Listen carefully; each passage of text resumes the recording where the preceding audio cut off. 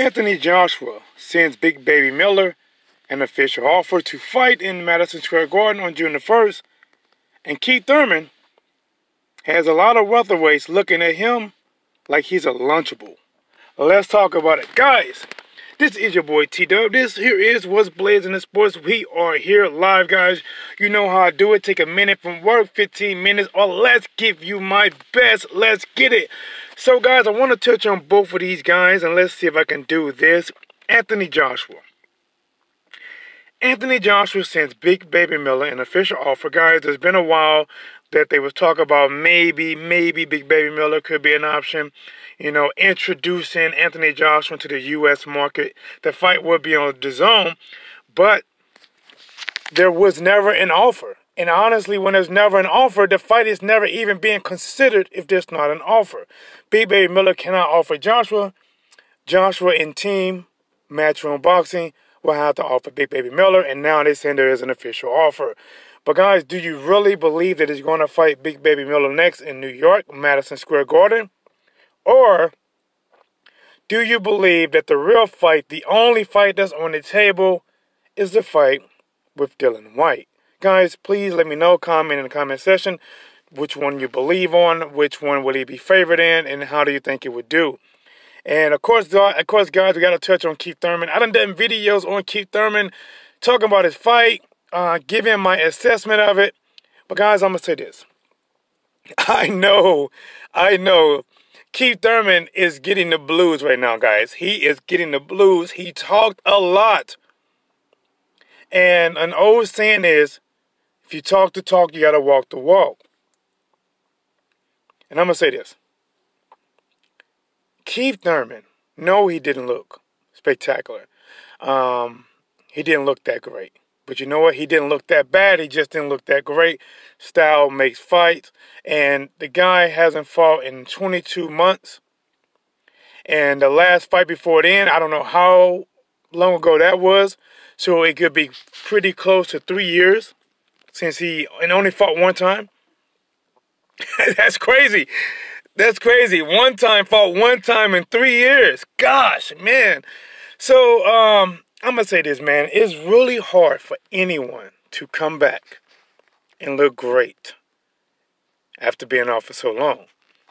And then you're facing somebody like Lopez who always go out and try to give his best. And I kind of know what Thurman was thinking, right? Because it initially was rumored that he would face Jesse Vargas.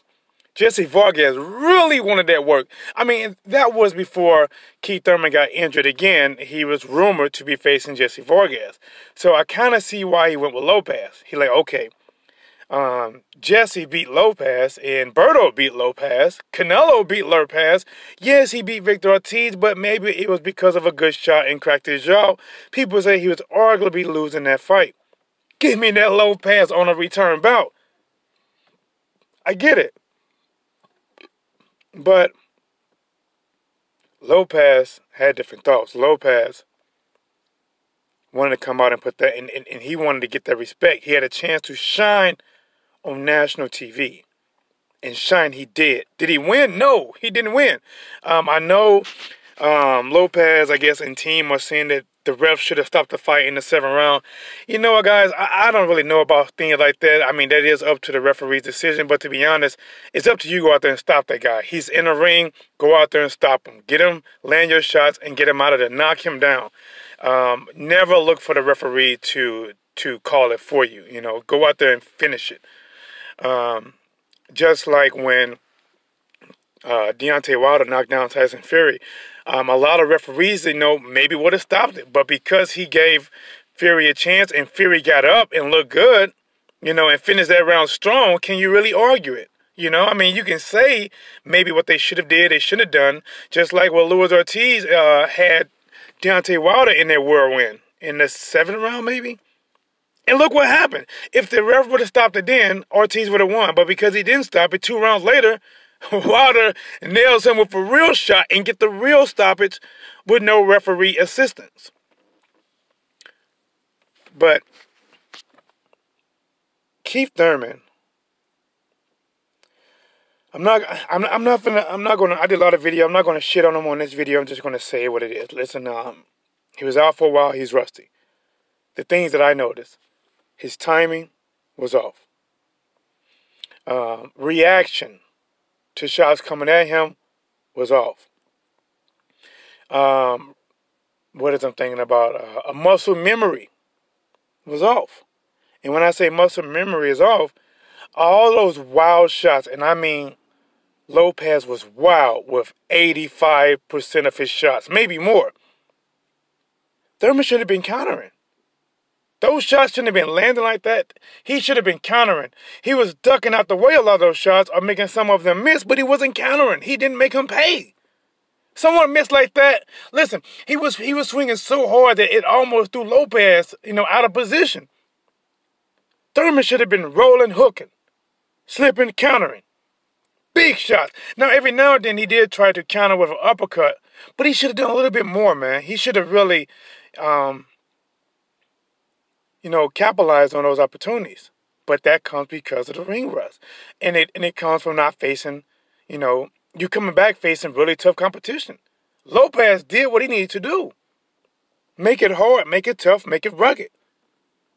Expose this guy that's just not coming back. That's what you should do. If Lopez would have tried to box with Keith Thurman, he would allow Keith Thurman to get comfortable and get in the rhythm. Lopez didn't do that. Lopez had him about as comfortable as eating chips and cereal in your bed and laying on it. You got to get up. You can't sleep in that. You got to get up, dust off, shake your sheet off. But I do blame a lot of it on ring rust. And then there's a lot of people saying that Keith Thurman, he's just not good. He's not good. You can't say that he's not good. I mean, I can say this. He is not, he came back not where he left off. Let's say that. He right now in his first fight back, he isn't good as he was when he left, before he left. But to say he was never good, that's a bad statement. If you say he was never good, then you're saying all the people he beat was never good, because he beat him. So you're saying Sean Porter is even worse to him, and Danny Garcia is even worse to that. And then anybody that Sean Porter beat and anybody that Danny Garcia beat, you're saying that all those people are even less than those people. But the fact is, Keith Thurman has skills. He can box. He has a little pop. He can move. But in his first fight back, in almost 2 years, he didn't pick up where he left off. That's what it is. Can he be better? Absolutely. Think about this. When Tyson Fury was on his 2-year, doing whatever he was doing, his first fight, he didn't look good. If that Tyson Fury would have fought Deontay Wilder would have crushed him in one round. But he had a fight, another fight. In his third fight, he fought Deontay Wilder. And guys, if you go back and watch that fight and watch Tyson Fury when he returned fight, it looks like two different people, two different levels. And that's why I say Keith Thurman needs 3 fights this year. He needs 3 fights. He blew up in weight, walking around 180-some pounds, fat, no definition, round belly, T-shirt ain't going all the way down to his belt buckle because it's sitting right above his navel because he got a beer belly, blowing flutes and shit.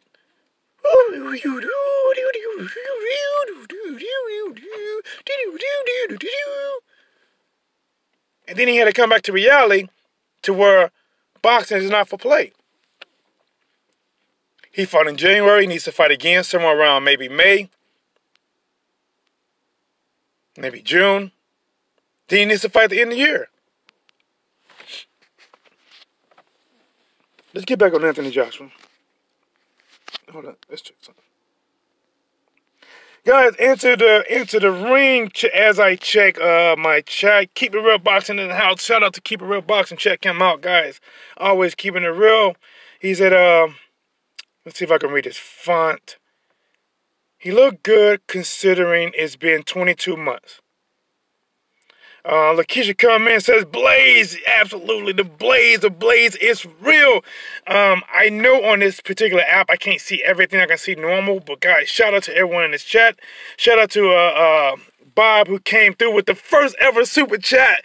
He threw some gas on the fire to keep the Blaze going. Shout out to Bob. Keep It Real Boxer says, agree, needs 2 more before Spence or Crawford. Absolutely, he needs 2 more. He needs a couple more. At least 1 more before he fights Sean Porter in the 3rd fight, because he might fight Sean Porter or Manny Pacquiao. And guys, I know because I do a live show and this is not, pre-planned, people probably miss what I said in the beginning. And what I said in the very beginning is they looking at Keith Thurman, a lot of the welterweights are looking at Keith Thurman like he's a Lunchable. They looking at him like he's a snack. Like he comes with a little juice pack, some cheese, some crackers, either ham or turkey slices.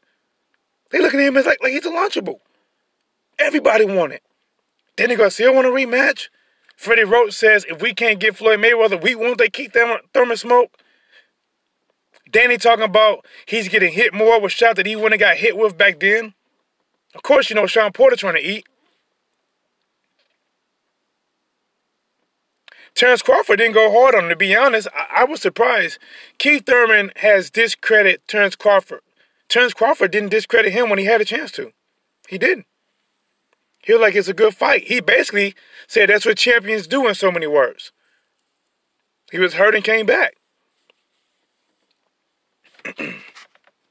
But I believe a lot of it is because Lopez wasn't playing no role. Lopez wasn't playing no, I'm just a tune-up, I'm going to get paid. No. Lopez wasn't playing that. Lopez was actually being the Rocky. Remember when Creed, listen, Thurman was dressed like Creed.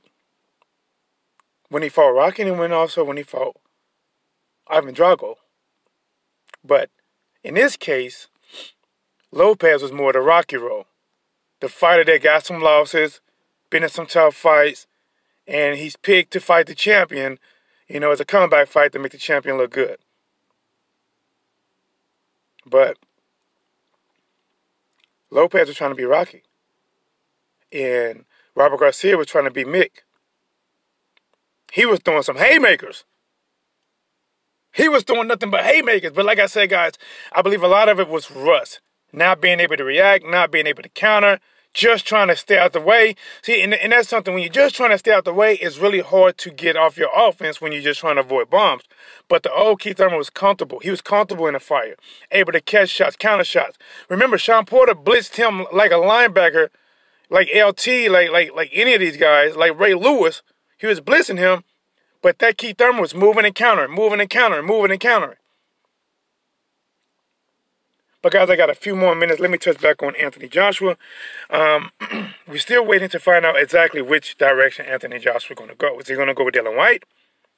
Here, let me get I got a new picture. Let me get a picture for you. Hold on.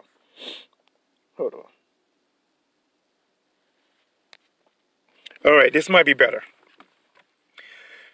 This is what it's looking like for Anthony Joshua. Is he going to go with Dillian Whyte, which is in your top left corner, or Big Baby Miller?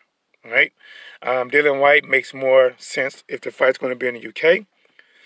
Big Baby Miller makes more sense if the fight's going to be in the USA. Either way, if Anthony Joshua fights Big Baby Miller, he's going to get a lot of backlash because they're going to say, listen, okay, you'll come to the USA on Big Baby Miller's soil in his home state and fight him, but you wouldn't fight Deontay Wilder for $50 million. Listen, that's just what it is. There's going to be a ton of videos that are going to come out on it. It's what it is. And it'll be what he's actually done. That'll be what he's done. And you can say it's his introduction into the U.S. market. Well, $50 million up front and beating Deontay Wilder and being undisputed, that would have been the best introduction in the U.S. market. But you know what? At this point, to be honest, Anthony Joshua doesn't have a lot of choices.